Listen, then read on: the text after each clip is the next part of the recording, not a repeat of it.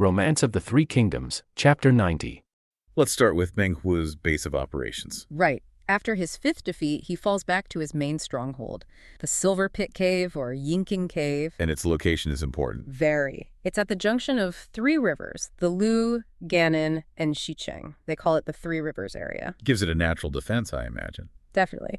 Plus, there are productive plains to the north and the Silver Pit Mountain itself to the south, where they get their silver. It houses the barbarian king's palace. Okay, but it's the culture there that's really striking in the sources. What stands out?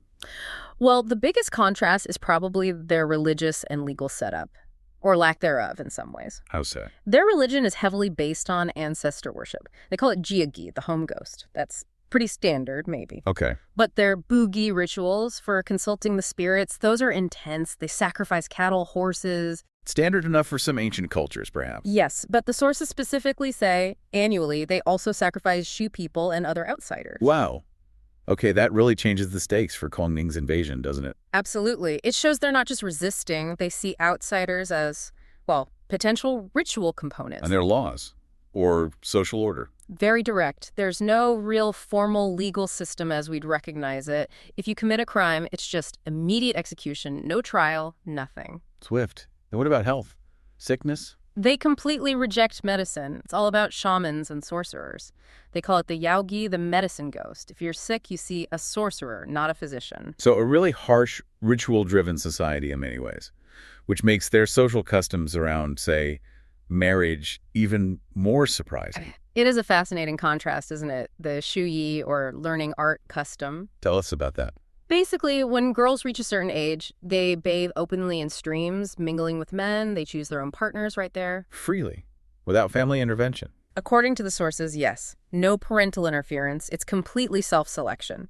Very different from the arranged family-focused marriages common in the Central Plains. And just surviving there sounds tough. The diet. Yeah. The sources mention extreme measures. If the rice harvest fails, they resort to, and this is a direct mention, killing snakes for soup and boiling elephants for rice. Snakes and elephants.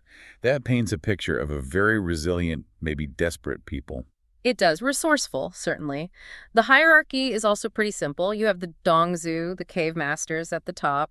Everyone else is basically a Qisheng, a chieftain. And they all come together to trade. In Sanjiang City. That's the hub. Happens twice a month on the 1st and 15th. Right, Sanjiang City. Which becomes the next major obstacle for Kongming, doesn't it? After Menghuo gets back to his cave. Yes. Menghuo is licking his wounds, and he turns to his wife's brother, the Dailai cave master. Bring come cave master, literally. Right. And Dailai suggests getting help from King Mulu, the sorcerer. But first, Kongming needs to take Sanjiang City, which is guarded by King Duosi. And Duosi has a nasty surprise waiting. He does. Poison arrows. His archers use these special crossbows. They fire 10 shafts at once. 10 at once. Yeah, but the real problem isn't the volume. It's the poison they coat the arrowheads with. What did it do? The sources describe it vividly. It causes the flesh to rot almost instantly. If it gets into the system, reaches the organs, you die. Nasty. And effective, apparently. Even against top generals. Extremely effective. Zhao Yun and Wei Yan, two of Shu's best, are forced to pull back. They just can't advance without taking unacceptable losses. So a chemical defense, essentially. How does Kongming tackle that? You can't just charge through it. Exactly. Direct assault is out. So Kongming pivots. First, a psychological trick. Ah, classic Kongming. He retreats, pulls his forces back for 5 whole days, makes King Duosi think the Shu army is terrified that the poison worked, maybe they've given up. Lulling them into a false sense of security. Precisely. Then comes the really clever part, the engineering solution. He gives a secret order. Every soldier, every single one, is to gather a piece of clean dirt and wrap it in their clothing. Dirt. Just dirt. Just dirt. Then, under the cover of the first watch, he orders 10,000 troops, including surrendered soldiers, to rush the city walls. And do what with the dirt? Just drop it, pile it up right at the base of the walls. Ah, I see where this is going. Thousands of soldiers, each adding a little bit. Instantly creates a massive mound, a ramp. The sources call it a dengdao, a stepping road. Straighter to the top of the wall. Exactly. It happened so fast, the defenders were completely overwhelmed. The breach was sudden, total. King Duosi was killed in the chaos, and Sanjiang City fell. Incredible. Not with siege engines, but with coordinated manual labor and a bit of psychology. Genius. It shows his flexibility. He understood the specific problem and found a unique, low-tech, but highly effective solution. Okay, Sanjiang is taken, but Menghuo isn't done. Now his wife steps up. Lady Zhu Rong. Yes, and she's presented as this formidable figure, a descendant of Zhu Rong, the god of fire, rides a distinctive, curly-haired red rabbit horse. Sounds impressive. What were her skills? She's a warrior, wields a long spear, but her specialty, her signature weapon, is flying knives. Flying knives. 5 of them concealed on her back. And the text claims she has 100% accuracy with them, never misses. Okay, so another unique threat. Not poison, not magic yet, but pure martial skill. Did she have success? Immediately, she goes out and, in short order, defeats and captures 2 Shu generals. Zhang Yi gets hit in the left arm with a knife. Ma Zong's horse trips, and he's captured too. So she's actually taking down Kong Ming's officers. That must have hit morale. It certainly did. But again, Kong Ming adapts. He sees she's driven by personal skill and likely a desire to avenge her husband's defeats. He doesn't meet force with force. What does he do? He uses Zhao Yun and Wei Yan again, but not for a direct fight. Their job is to lure her out. Engage, then feign retreat. Draw her into a pre-planned trap. Another trap. Not dirt this time, I assume. Much simpler, actually. Almost anticlimactic after the drama of the poison and the ramp. He uses General Ma Dai. And Ma Dai's plan? Just a rope. Ma Dai hides along a narrow path where they expect her to pursue. He stretches a trip rope, a snare, across the path. No way. Yes. Her famous horse hits the rope, trips, and down she goes. Captured. Just like that. A simple rope takes down the fire god's descendant. It's about the strategy, not the weapon. Kong Ming used patience, terrain, and a basic understanding of physics to neutralize a highly skilled individual fighter. Brilliant in its simplicity. Yeah. What happened after she was captured? Kong Ming plays it perfectly. He treats her with the utmost respect, unbinds her, praises her skill, and offers her wine. Then he sends her back. Just lets her go. In exchange for his captured generals, Zhang Yu and Ma Zong, it's a prisoner exchange, but done with courtesy. He gains the upper hand militarily, but also morally. He's showing he's a just opponent, not just a conqueror. Minimizing bitterness, maximizing honor. Smart move. But Menghuo still hasn't submitted. Still hasn't. So now he plays his final card, the one promised by Dai Lai Cave Master earlier, King Mulu, the sorcerer. Finally the magic user arrives. How's his entrance? It's quite the spectacle. Rides in on a white elephant, decked out in gold and pearls. His troops are unusual. How so? They're naked soldiers, each carrying 4 knives. And they don't use drums or gongs for signals. They use sifting gold somehow. It's all designed to be alien and intimidating. Definitely sounds unsettling. And the magic itself, what does Mulu do? He starts chanting, shakes the special bell he carries, the dizong, and then chaos erupts. What kind of chaos? Wild winds kick up, sand and stones fly everywhere, but the main attack is animals. Real wild beasts, tigers, leopards, wolves, venomous snakes, scorpions, a whole menagerie charging the Shu lines. Okay, that's definitely not standard warfare. How do the Shu troops react? They panic. They break ranks and flee. It's terrifying and utterly outside their experience. The initial assault is a complete rout for Shu. So magic works. How does Kong Ming respond to this? Can strategy beat sorcery? This is where Kong Ming reveals just how prepared he was. He apparently tells his generals, quite calmly, that he knew about this southern barbarian technique, the driving tiger and leopard technique, even before he left his famous thatched hut back in Longzhou. He anticipated fighting animal armies driven by magic. Years in advance. That's what the text implies. And he had a countermeasure ready, not magic, but technology. He brings out these special vehicles, 10 of them initially, red oil cabinet cars, they're called. Red oil cabinet cars, what are they? They're like mobile platforms concealing giant mechanical beasts. Mechanical beasts? Yes.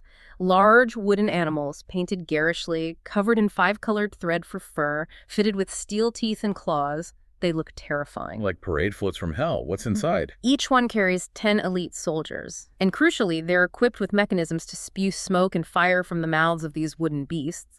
They also make loud noises, like bells ringing. So Kong Ming built giant, fire-breathing monster robots. Essentially, yes. A technological and psychological counter. He understands Mulu's magic relies on controlling real animals. Right, the animal's fear response. Exactly. So Kong Ming uses his own magic, well, meteorology knowledge, to redirect the wind back towards Mulu's forces. Then he deploys his mechanical monsters. Now what happens? The real animals, tigers, leopards, snakes, see these enormous fire-breathing, roaring things coming at them. Things that seem even more terrifying and unnatural than whatever magic Mulu used on them. They panic. Utterly. Their instinct overrides Mulu's control. They turn tail and stampede back towards their own lines, trampling Mulu's naked soldiers. And Mulu himself. Killed in the chaos, caught in the stampede of his own magical animal army, undone by Kong Ming's invention. Wow. So technology and psychology defeat sorcery. That's quite a statement. It really is. Kong Ming didn't need counter magic. He just needed to understand the mechanism of the threat and create something even scarier. Okay, the Sorcerer King is dead. The magic army is defeated. Silver Pit Cave is taken. Surely Menghuo gives up now. This is the 6th capture, right? It seems like it should be over, but there's one last twist. Dailai Cave Master Lady Zhu Rong's brother shows up. What does he want? He brings Menghuo and a bunch of other chieftains, all bound up. He claims they've finally seen the light and want to surrender properly. A full submission. That sounds convenient. Does Kong Ming buy it? Not for a second. Kong Ming's intuition is sharp. He knows Menghuo's pride. He thinks, wait, Menghuo was captured by my men before. Why would he suddenly surrender via his brother-in-law? Suspects a trick? Precisely. He figures it's a ploy. A fake surrender to get inside the Shu camp and launch a surprise attack. Maybe vaccinate him. So what does he do? He orders all the surrenderers seized immediately, and sure enough, when they search them, Daggers. concealed daggers on every one of them. The assassination attempt is foiled. Menghuo is captured yet again. That makes 6 times. So Kong Ming confronts him. What does Menghuo say now? Caught red-handed in a deception. He actually admits it. He says something like, yes, we walked right into our own trap. But he still refuses to truly submit. Still, after being caught trying to cheat, what's his reasoning this time? This is the crucial part for understanding Menghuo. He argues that because the 6th capture resulted from his own failed deception, it doesn't count as Kong Ming genuinely overpowering him through skill or strategy. So it wasn't a fair capture in his eyes, even though he was the one trying to be unfair. Exactly. His honor, twisted as it might seem to us, isn't satisfied. So he makes a final proposal. A final condition for his surrender. Which is? He says basically, look, this one didn't count. But if you, Kong Ming, manage to capture me a 7th time, then I will finally be convinced. I will submit completely, heart and mind, and I swear I will never rebel again. The 7th time. He sets this specific, almost mythical number. Yes. And Kong Ming, ever confident, perhaps seeing the psychological endgame here, Lets him go again. releases Menghuo and all his followers one more time. Menghuo travels, what was it, 700 long, Yeah, a long way. Maybe 200 miles, give or take. Southeast to the Wugo Kingdom. to meet King Wutugu. And the descriptions of this guy, they're pretty intense. They really are. You have to remember the dramatic flair of the source, of course, but yeah. 12 feet tall, apparently. Eats only raw snakes and wild beasts. Whoa. And supposedly has scales, actual scales, that block swords and spears. It's designed to terrify. A kind of biological horror for the Shu soldiers. And his army. Yeah. The famous rattan armor army. This wasn't just legend, right? They had specific armor. Oh, very specific. And the process to make it was painstaking. It wasn't metal armor at all. Right, it was made from vine. Thick vines, yeah, grown on mountain cliffs. And get this. They'd soak them in oil, dry them in the sun, soak them again, like 10 or more times. Took half a year. Half a year per set. Wow. So what did all that oil and drying do? It created something unique. The armor was incredibly tough, obviously. Arrows, knives, spears, useless against it. But also... So did. Exactly. It was buoyant. So these soldiers could cross rivers just by taking off the armor and using it like a raft. Plus, it was waterproof, perfect for that marshy, river-filled southern terrain. Okay, so floating, knife-proof soldiers. Fed enough. But the land itself fought back too, didn't it? Mm-hmm. The second line of defense, their base was near the peach blossom water. Peach blossom water. Sounds nice. Not so nice if you weren't local. The story goes, leaves from certain trees fell into it, poisoned it. Outsiders drank it. Instant death. Obviously. That's the account. But the Wugo troops, they could drink it fine. Apparently it even gave them energy. So Kong Ming couldn't even rely on local water sources. His supply lines, his troops' basic needs, all compromised. It was a logistical nightmare piled on top of a tactical one. An enemy you can't cut who floats in territory that actively poisons you. No wonder Wei Yan's first attack was such a disaster. He reports back, arrows bouncing off, troops just floating away when tired. A complete failure. And this is where Kong Ming's advisor, Lu Kai, basically says, let's get out of here. He advised retreat. Yeah. His argument was pragmatic. He said, look, this place is too wild, too uncivilized, as the sources put it. Even if we win, what's the long-term gain? It's not worth the cost, the risk, the constant attrition. But Kong Ming refused. He knew he had to finish this, right? For good. He did. He couldn't leave this threat simmering on the border, so instead of retreating, he pivots. He goes from direct engagement to geographical warfare. He starts scouting personally. Yes. Ditches his fancy carriage, goes trekking through the roughest terrain himself. He's hunting for a weakness in the land, not just the army. And he finds Pan Snake Valley, Panchigu. Exactly. And the description is key. It's long, winding like a snake, hence the name. Sheer cliffs, bare rock walls, and crucially... No trees. No trees. This is vital. Menghuo and Wutugu were already suspicious of ambushes in forests. That's a classic Chinese tactic. So a bare valley seems safe? To them, yes. Kong Ming finds this spot and apparently exclaims it's heaven sent because it looks like the opposite of an ambush site. Which leads to maybe the weirdest part of the strategy, the setup. The orders he gives Wei Yan. Oh, it's brutal. Psychologically brilliant, but brutal for Wei Yan. Kong Ming orders him to fight Wutugu and lose. Deliberately. Not just once. 15 times. Lose 15 battles. Abandon 7 camps. Over half a month. Wow. Imagine being Wei Yan, ordered to look incompetent to retreat again and again. Exactly. The whole point was to feed Wutugu's ego, make him utterly convinced that the Shu army was broken, predictable, and just running away scared. Reinforce the idea that Kong Ming only knew forest ambushes. And while Wei Yan is playing the loser, the real work is happening elsewhere. Precisely. Mei Ai and Zhao Yun are busy. They're setting up the real trap at the entrance and exit of Pan Snake Valley. Moving in carts, black oil carts, and hidden fire-starting gear. So the losses pile up. 15 defeats. Menghuo starts boasting, right? Thinking he's finally figured Kong Ming out. Totally complacent. He's like, see, Kong Ming's tricks are useless against us. He thinks the Shu army is just making a desperate run for it through this safe, treeless valley. And then day 16, the lure works. Perfectly. Wei Yan pretends to make one last stand, then flees right into Pan Snake Valley. And Wutugu, full of confidence, Follows him right in. With his entire army. the whole force, 30,000 Ratana armor troops, march into the valley. Wutugu looks around, sees the bare rock walls, no trees, no possibility of a forest ambush.